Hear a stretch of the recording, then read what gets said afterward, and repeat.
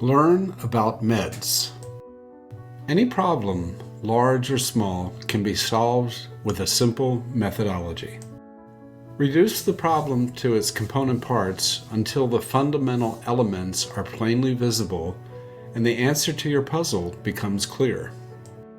The complex quickly becomes simple with this type of analysis.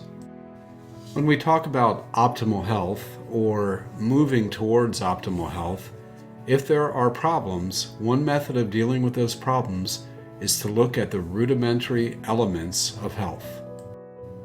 Of course, it goes without saying, this isolating of components is within the context of observing the whole. We are not going to forget about the holistic beings we are. There are 4 pillars of optimal health. Someone once said, perception is everything. Probably a marketer or an advertising guru. But it is true. How we perceive plays a large part in who we are and what we do. In discussing most issues, we need to start with the mind state, and mind-body connection. After all, if the mind is not present, what is life? Our mind state and our attitudes define us.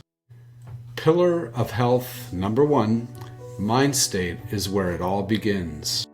Of course, mind state is not easy to define, but let's try. Mind state is not the brain. The brain is a physical organ composed of gray matter and electrical currents that rush about coding and decoding messages, controlling many autonomic subconscious functions such as blood pressure, heartbeat, breathing, etc. Mind state is the result of how we manage our brains, or more simply, our thoughts. Some people drive their thoughts and develop their philosophy of life more consciously than others. There is a methodology to this as well. This also can be broken down into component parts. A book I read this past summer and constantly go back to and refer to is The 5 Elements of Effective Thinking. If you want to know more about getting the most out of life, your health included, pick up a copy at your local library, bookstore, or grab a copy from Amazon. This book should be read by parents, teenagers, teachers, mentors, coaches, and politicians. I could be wrong, but I think we wouldn't have wars if even a few politicians could learn the fundamentals of effective thinking. In fact, the basis of this article on health is a result of using the methods in this book. Mind state affects your physical and emotional health. If you smile and are happy, you are healthier than you would be if you're nasty and cranky. In fact, it works the other way as well. If you're cranky and grouchy, it could be you're not getting proper nutrition for your body. You may be suffering from underlying allergies. Something in your immune system or digestive system may be off. This is where you can play the part of scientist and experiment with various food types and find out if this could be a part of the overall problems you're experiencing with health. Tools for the mind. Affirmations are tools that are powerful and effective in helping to guide the mind. Here are a few. Every day, in every way, my life is getting better and better. I control my own happiness. I treat everyone I meet with love and kindness. Is it easy to say these things out loud? Do you have to mean it when you say it? No, not easy. No, you can fake it until you make it. Here's the garbage truck story sent to me by email from a friend. One day, I hopped in a taxi and we took off for the airport. We were driving in the right lane when suddenly a black car jumped out of a parking space right in front of us. My taxi driver slammed on his brakes, skidded, and missed the other car just by inches. The driver of the other car whipped his head around and started yelling at us. My taxi driver just smiled and waved at the guy.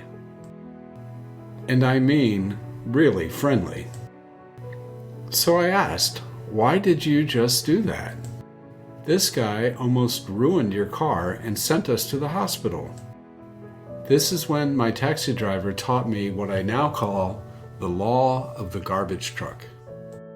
He explained that many people are like garbage trucks. They run around full of garbage, frustration, anger, and disappointment, etc. As their garbage piles up, they need a place to dump it, and sometimes they dump it on you. Don't take it personally. Just smile, wave, wish them well, and move on. Don't take their garbage and spread it around on other people at home, at work, or on the street. The bottom line is that successful people do not let garbage trucks take over their day. Life's too short to wake up in the morning with regrets, so love the people who treat you right and pray for the ones who don't. Life is 10% what you make it and 90% how you take it. Have a blessed and garbage-free day. Bottom line, life is what you make it. That is the key to mind state. I know there are naysayers and skeptics who will take this view on mind state and want to toss it onto the nearest garbage truck. They will say, what about the horrors of the world? Dictatorships, Kim Jong-un, concentration camps, infanticide, child soldiers, and so on. Sometimes life is more than hard. Often, life is unjust. But the rule of thumb here is not to let others' toxins poison you. You don't have to drink the Kool-Aid. In the midst of adversity, our noblest virtues shine brighter. Easy? No. True? Yes. Remember Viktor Frankl and the fish head in the bowl of thin soup. Man's search for meaning. The beauty of the entire universe can be contained in the smallest act of kindness, even in the worst circumstances imaginable. If the world is dark and life seems just too tough, it's actually easier to see small acts of love and kindness. They shine brighter. Does this solve all problems? I want to say yes, it does, when you break it down to fundamentals. But there are sure to be many tears and heartbreak along the way. And that which does not kill us makes us stronger. But death may not be the end either. Pillar of health number 2, exercise. Yes, there, I said it. Life is defined by movement. Your physiology is major. How you move, how you hold yourself, how you engage your body, it's all part of the design. If you don't move, you no longer exist. Try it. Go to bed and never get up again and see how long you last. Life is defined by movement, action. You can think of exercise, running, lifting weights, going to the gym. You can also think of inspirational movement, dance, ballet, grooving to your favorite tunes. Move. Think of all the parts in your body that are moving constantly. Blood flow, electrical currents in the nervous system. Then think of all the fun things you can do with your body. Go for a walk in the park. Climb Mount Kilimanjaro. Ride a bicycle. Go for a swim. Bounce on a trampoline. Take a Zumba class. Join a ballroom dancing group. There are thousands of fun things you can do, and it will count toward your need for exercise. Interestingly, the more you exercise, the more you enhance your mind and brain power. Exercise even contributes to endorphins, chemicals your brain produces to make you feel happy. Exercise and be happy. Lethargy never got anyone anywhere. Let's review the first 2 pillars. The first 2 pillars of health, mind state, or the mind's connection to health. It's really how we choose to think. The second pillar, exercise, the body's need to move. Exercise is how we choose to move our body, how much we respect the amazing machine that carries our being. Please don't think of exercise as something that you have to do, but rather as something you get to do. Ask any of the men or women who have lost limbs and have to figure out a way to learn how to exercise all over again. Exercise is truly something you get to do. Ideas for exercise: ballroom dancing, parkour, ninja warrior, swimming, walking, bouncing on a trampoline, kayaking, sailboating, hiking, mountain climbing. Those are just a few off the top of my head. You'll think of something. The third pillar of optimal health is diet. The word diet has a skewed connotation. I'll take a double quarter pounder with cheese, supersized fries, and a Diet Coke. After all, you know I'm on a diet. Diet has been degraded to mean sacrifices a person makes for a short amount of time to lose 5 or 10 pounds and then revert back to the same old eating habits that got you into trouble in the first place. That's a futile effort at best. Diet, for our purposes, is a living plan for maximizing nutrition. It's a part of our lifestyle. It's really when we choose to eat, what we choose to eat, and how much we choose to eat. Let's go back to the basics of what good food really is. Back to the basics. First of all, food is fuel.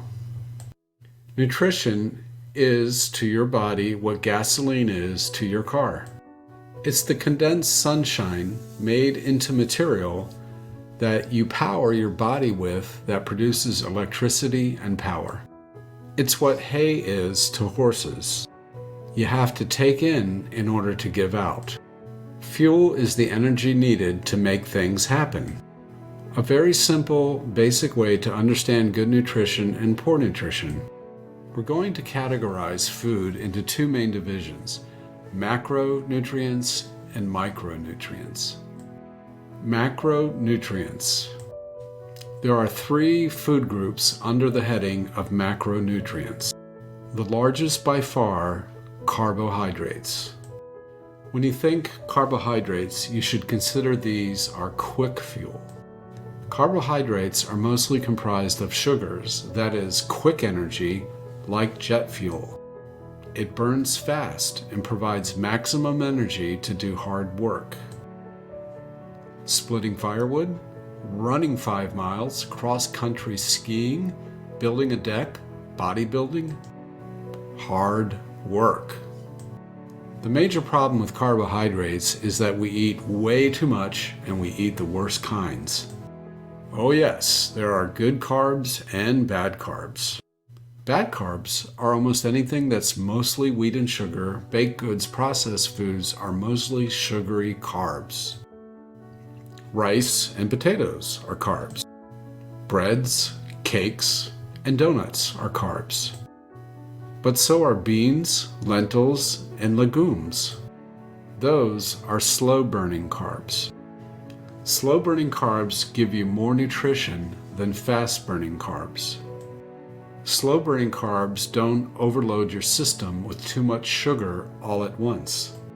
If you are an athlete, you will eat a lot of carbs in preparation for a race.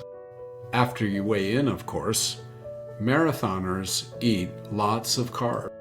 Sprinters and swimmers rely on carbs for bursts of tremendous energy. Do you remember at the Beijing Olympics, much was made of Michael Phelps and his 10,000 calorie breakfasts? Stacks of pancakes drenched in syrup. That Baltimore man, Michael Phelps, burns through calories. If you're an office worker and sit most of the day for the work that you do, how many carbs do you think you need? Not very many at all. Our overweight and obesity issues as a society stem from sugar carb overload. In the 1980s, doctors were advising a low-fat diet to fight obesity. That advice failed to stem the upward rise of the nation's weight problems. Why? Because people avoided fats, everything was low-fat, high-carb. If you need to lose weight, you need to lose those carbs, that is to say, the high glycemic carbs, the sugary carbs. When you process the fat out, things taste bad. So food scientists added salt and sugar and artificial flavors to make low-fat foods taste good. Bet you can't eat just one. The second group of foods comprising macronutrients is fats, sometimes referred to as fatty acids. Fats are acidic by nature and provide the body with needed base material for cellular repair and growth of cells and organs in the body. The brain is made up of 40% fat. Fat is used to protect organs from damage. Fats provide the material for making hormones and vitamins. Fats are really, really important. Of course, there are good fats and bad fats. The fats to avoid are hydrogenated fats, partially hydrogenated fats, and trans fats. What's wrong with these fats? They are processed by man, chemically altered for long shelf life. Not a bad idea for food preservation, but the law of unintended consequences kicks in, and there are nasty side effects from these fats. The problem is they stay in your body for a long time. Like an unwelcome guest for the holidays that just won't go away. Good fats are coconut oil, olive oil, and fish oil. Fish oil, fresh and premium grade, are responsible for repairing the cardiovascular system, for thinning the blood and preventing stroke and heart attack. Most Americans have an omega-3 fatty acid deficiency. This can be corrected with a daily dose of pure omega-3 fish oil. The third group of macronutrients are comprised of the family of proteins. Our proteins mainly come from meat, muscle meat, chicken, beef, soy, whey, dairy products.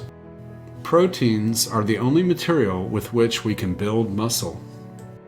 Again, athletes and bodybuilders will need to have a good portion of protein with every meal. Proteins are used to build muscle, and excess protein will be expelled. Proteins will not cause weight gain. Yes, in case you're wondering, can you be a vegetarian or even a vegan and be a bodybuilder and athlete? The answer is yes. Most of us who are not professional athletes should eat a little of these three macronutrient groups, but the majority of our food should come from an entirely different group of foods.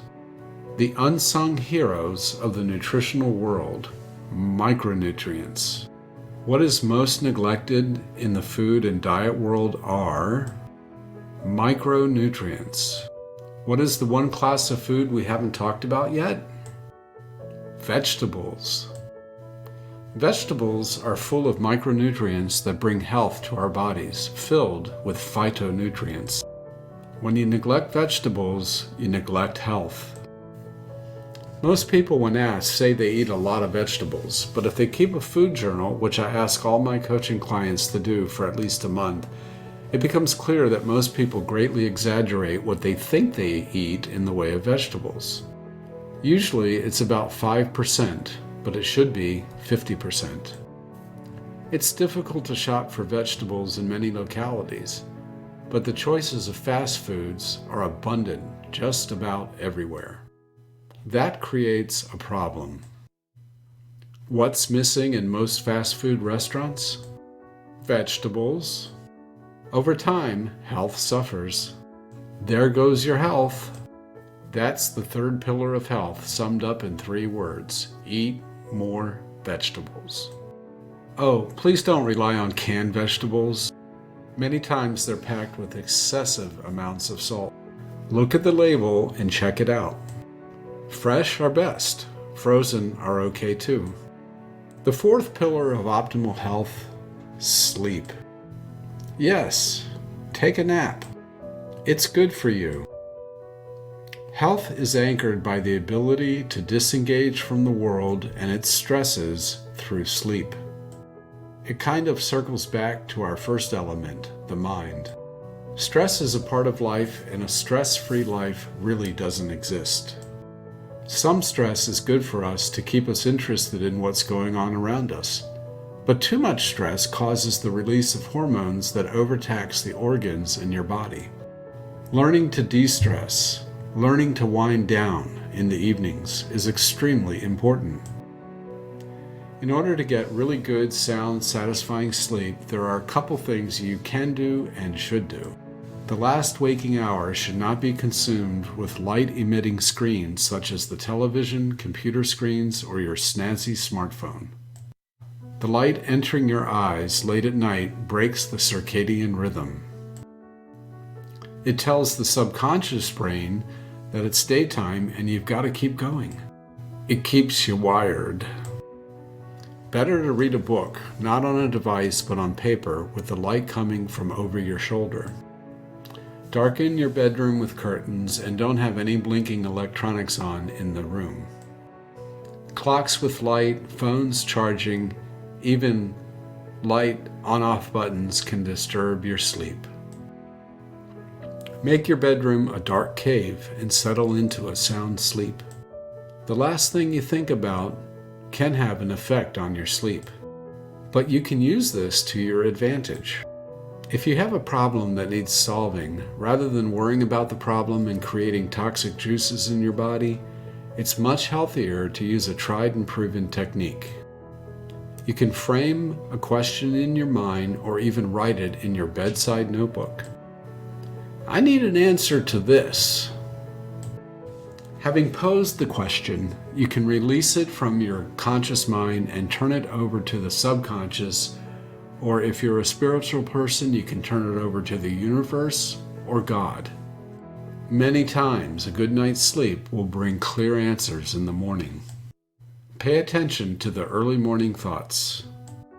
You've heard the expression, "Okay, let me sleep on it, and I'll let you know what I think in the morning."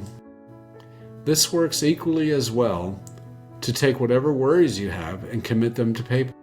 It's a form of release, and the burden of the worry need not be carried while you sleep. It's safely in storage on your bedside notepad. Meditation is a form of rest and sleep. Yogis can get the equivalent of 8 hours of sleep in 20 minutes by using a form of meditated semi-conscious state called the Yoga Nidra. Affirmations of goodness and light.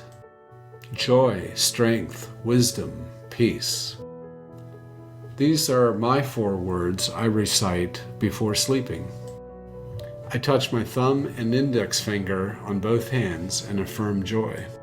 I touch my thumb and middle finger and assert strength. I touch my thumb and ring finger and affirm wisdom. I touch my thumb and pinky and assert peace.